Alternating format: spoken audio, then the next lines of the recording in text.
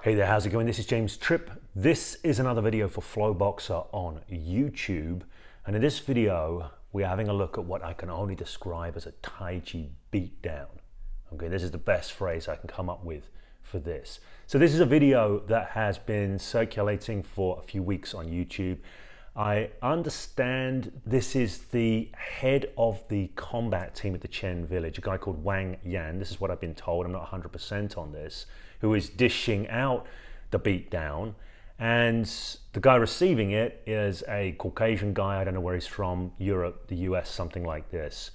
And there's been a little bit of controversy on this in that some people think that the Chen village combat coach, Wang Yan, is a bit rough, a bit over the top, and other people think that he's dishing out a lesson in manners. It starts off reasonably sort of relaxed, and I don't think Wang Yan is expecting too much, and then the Caucasian guy goes for some stuff, starts to play a little rough, and then Wang Yan opens up a can of whoop-ass. I'm not going to do too much technical analysis here.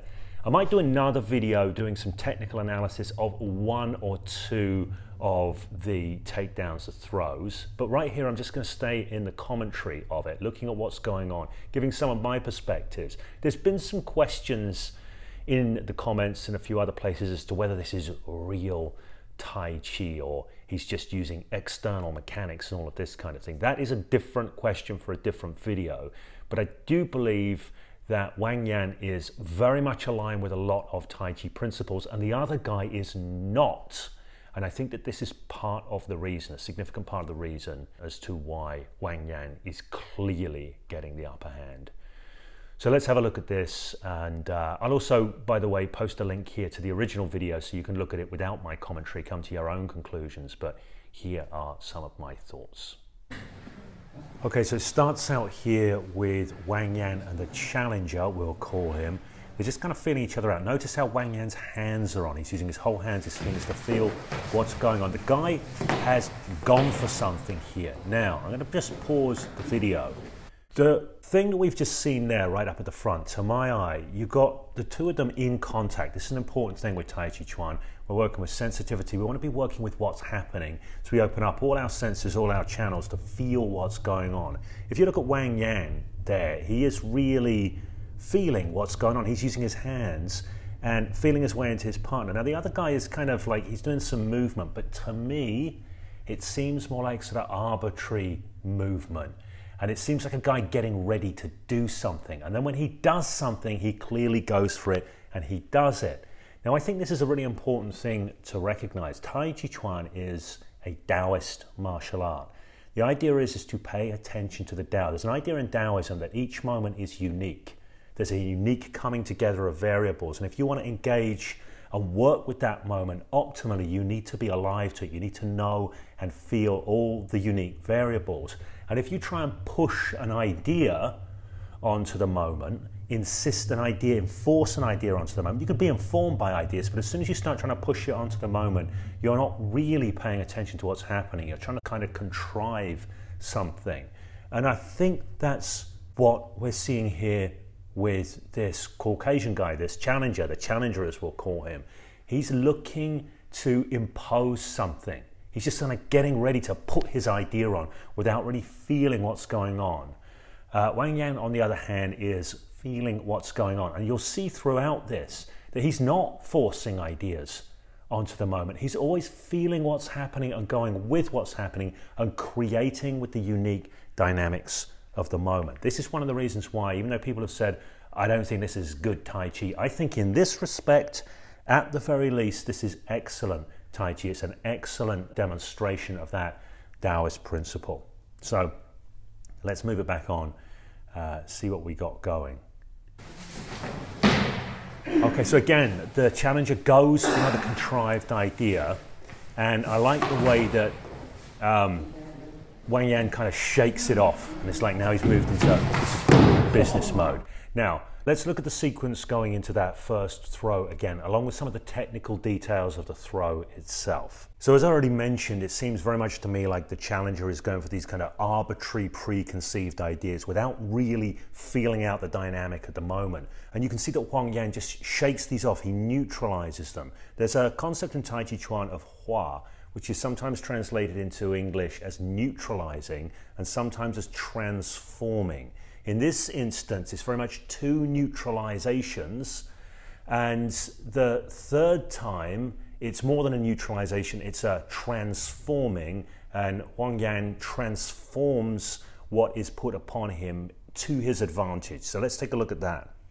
Now, following these first two failed attempts at a particular move, and notice the challenger has tried the same thing twice. It's something I actually do a lot in push hands. It's where you kind of lock the arm in and you use your own center as the center of a turning hub, and you turn, you sink and turn, and it creates a sort of centripetal force which sweeps up and throws the opponent, ideally. But of course, it gets neutralized twice. Now, Wang Yan, he knows this is coming. So it's interesting that he goes to set himself up here by going for a kind of underhook, what you might call an underhook, and getting his shoulder on.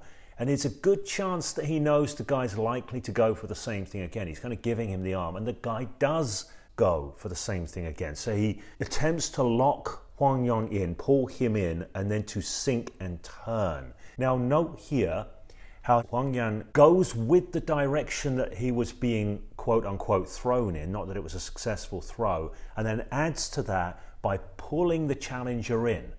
Okay, he pulls him in and then changes direction with this sort of whipping motion in the body and whips that shoulder strongly in. Now he comes in and up with the shoulder, in and up. So it's going to have a real lifting force. He's pulled the guy into it. This could be seen as an example of cow, which is sometimes translated as shoulder stroke, sometimes as bump.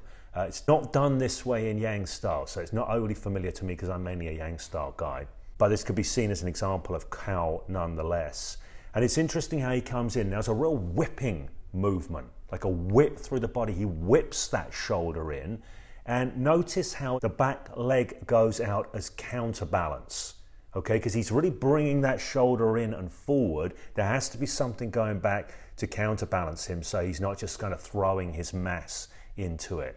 So he's repositioning his body with the counterbalance and allowing this whip move to come out. And this kind of whipping Fa Jin is very characteristic of Chen style. You see it in a lot of movements. He's bringing it out through the body here more than through the arms. Okay, that's more than I intended to say on that, so let's carry on with the commentary.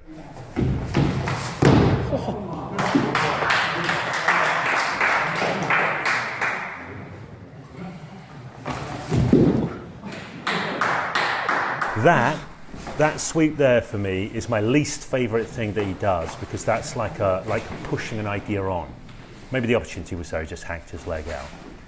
Okay, now look at Wang Yan, look at his body, look at the relaxation when his arms drop. See, they're fluid. Okay, so he's very relaxed, very connected.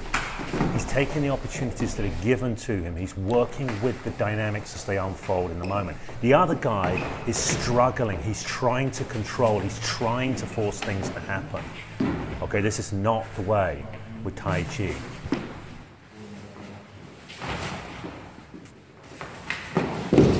So there we go. The guy went for him. It was turned back on him.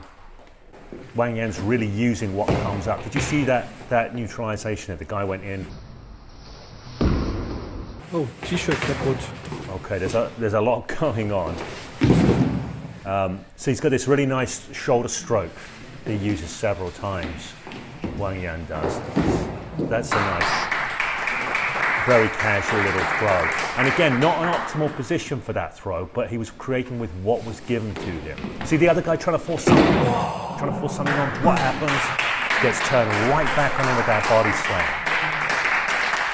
So throughout that, for me, Wang Yan is using what the guy is giving him all of the time. He's relaxed, he's fluid, he's working with good mechanics, he's kind of really going with the flow, but he's creating with the flow. The other guy, the challenger we'll call him, he looks like a guy who's struggling to put his preconceptions on to what's happening. He's got a bunch of things. This throw should work, that throw should work, this thing should work. He's not really feeling what's going on. He's not really surfing the moment, so to speak. So for this reason, I think this is actually a really nice demonstration of some of the principles of Tai Chi. We've got relaxation, we've got fluidity, we've got sensitivity, feeling in, we've got creating with the dynamics of the moment and creating towards the outcome that we want. So I really like a lot of what I'm seeing here.